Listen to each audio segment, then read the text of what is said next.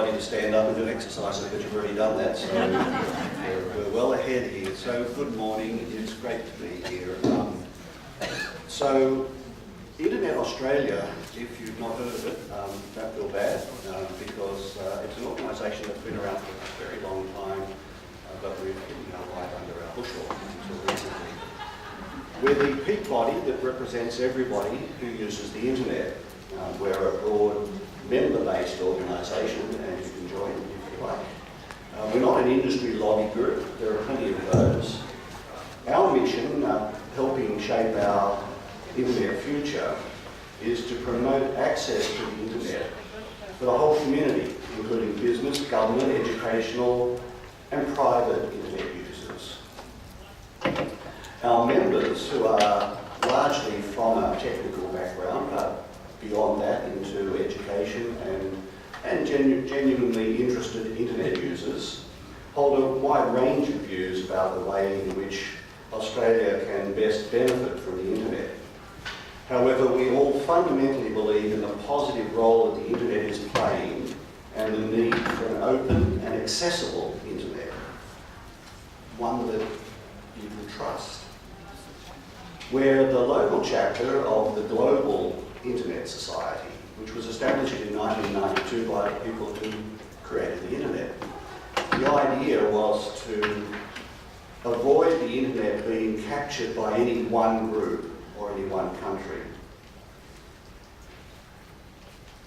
ISOC, as it's known internationally, is heavily involved in a range of international organisations and events that largely govern how the internet operates.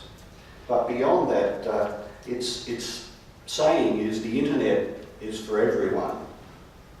And so, in addition to the governance role, ISOC works in developing countries on projects that are designed to build the infrastructure for the internet in places that don't already have it.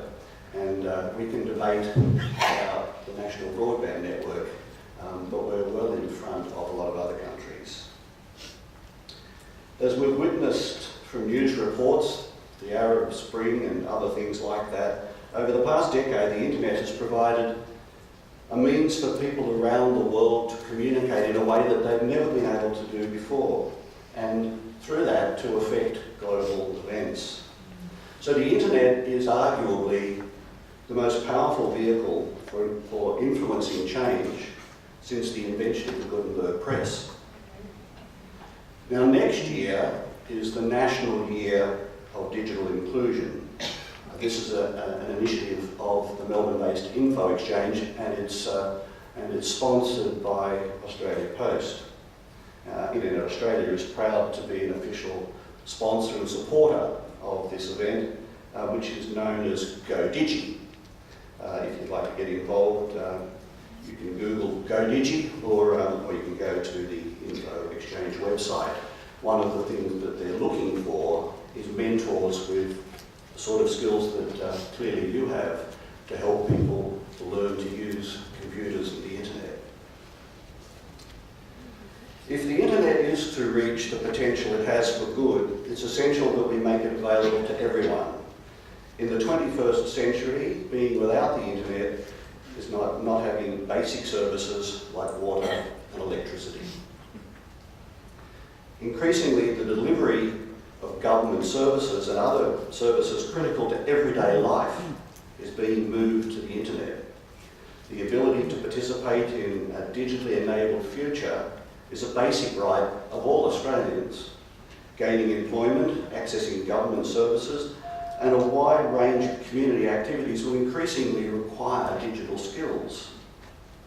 Internet Australia believes in the need to build our economic and social future around a connected world where everyone has access to the internet and knows how to use it. This year we've seen the federal government establish the Digital Transformation Office. The DTO was originally housed in the Department of Communications, but on his elevation to Prime Minister, Malcolm Turnbull took it with him. So the DTO now reports directly to the Prime Minister.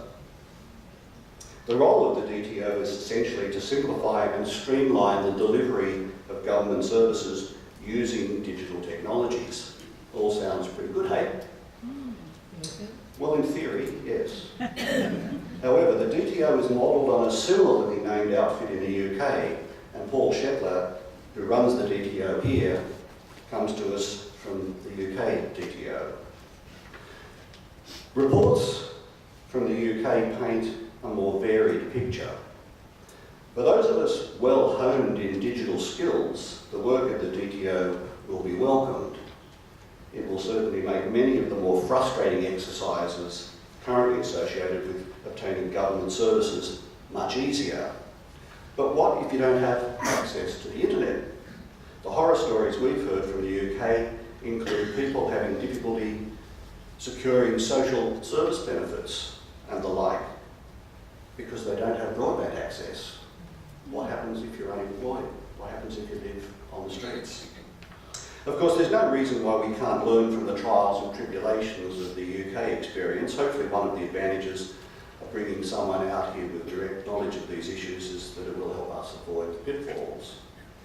But sadly, I have to report that the signs are not entirely encouraging. As I mentioned a moment ago, Internet Australia is the peak body representing everyone who uses the internet. So you'd think that we'd be a valued source of advice and assistance for this project.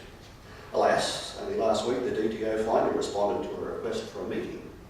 I guess they were far too busy implementing stuff. No doubt there are other groups that would like to be involved and could add value to the DTO. So we've written to the Prime Minister's office and I even hope that common sense will prevail. The internet should be a helper, not a hinderer. In 1982, an American, John Naisbitt, coined the term megatrend, significant changes that reshaped the landscape for government, business and society over the ensuing 20 years. The CSIRO here has identified 7 megatrends affecting Australia. These include things such as natural resource scarcity, pressures on biodiversity and global climate, an ageing population and escalating healthcare costs. The 7th megatrend is what they call the innovation imperative. You probably all know Australia invented Wi-Fi, the heart pacemaker, the bionic ear, the black box recorder and many other things. So there's no reason why we shouldn't be leaders in the next internet-driven industrial era. The CSIRO the other day was at a presentation saying that they've got hundreds of concepts for innovation in various stages of development. Unfortunately, until recently, they'd had their funding cut, and I have to say Malcolm Turnbull has thankfully returned some of that funding, so we'll see more from them, I hope. Internet Australia has called on the government and the opposition to support a national event to bring together everybody to find an agreed path for Australia's digital future. Our proposal is for a bipartisan digital future forum where industry leaders, trade unions, academics and politicians concede that we've got much more to agree about than we have to argue over when it comes to our economic prosperity. Now, we've just had a new Prime Minister make innovation one of his great statements. What I fear though, and what I'm hoping we can avoid, is that it simply becomes an election issue and we all forget about it in the next year. We need to create an environment where smart people with smart ideas can flourish, an environment where failure is not the end of the road, where determination to succeed is recognised and applauded, and where funding is available at all stages of the innovation curve. We need to put in place the necessary taxation and related policies that match those in the countries currently expropriating many of our innovators, and we need fast, ubiquitous broadband so that we have the infrastructure to compete in a digitally enabled world economy. We also need to create a workforce with the skills to support new innovative industries.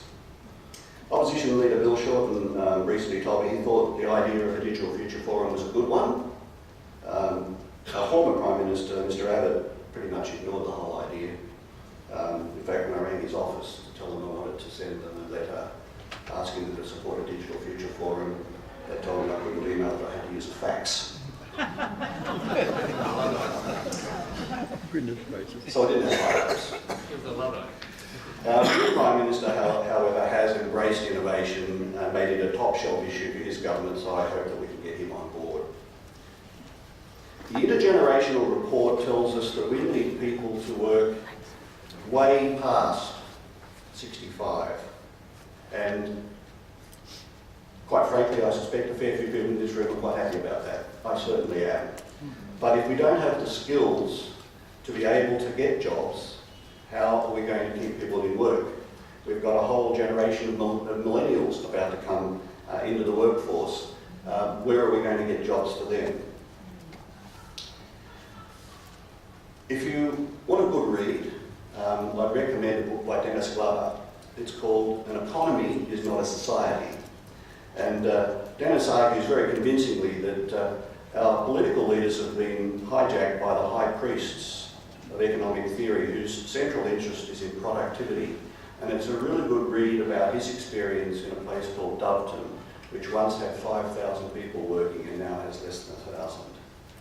The point of what Dennis Glover is talking about is that innovation does not have to cause unemployment. Innovation can be the future for Australia.